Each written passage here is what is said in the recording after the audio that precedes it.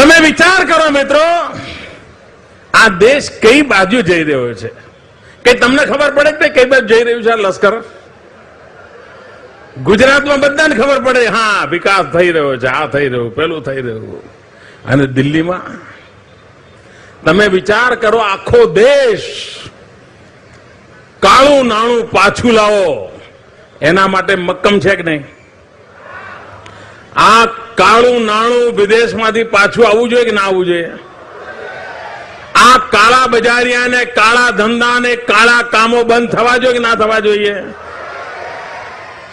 દેશ આખો કહે છે કાળું નાણું બંધ થવું જોઈએ.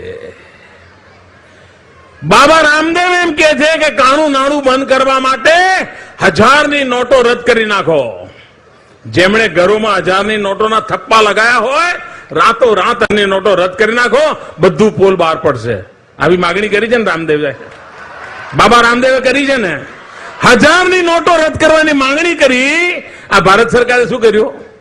પાવલી રદ કરી. क्या कमाल है साहब, क्या सीन है. देश कैसे कि 1000ની નોટ નાબૂદ કરો, प्रधानमंत्री के जो पावली काढ़ी.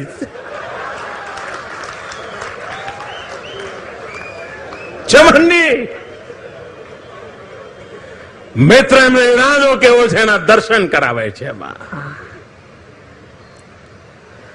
કાળા નાણાંની મુક્તિ થવા માટે 1000ની નોટો જાય એવું દેશ ઈચ્છે, એવું બાબા રામદેવ માંગણી કરે, ત્યારે ભારત સરકારે શરૂઆત ક્યાંથી કરી? પાવલી. બોલો સાહેબ, આ તમારા ઘરમાં 5 પાવલી હશે ભાઈ? કોંગ્રેસ વાળા નથી કહેતો, ત્યાં હોય બી ખરા.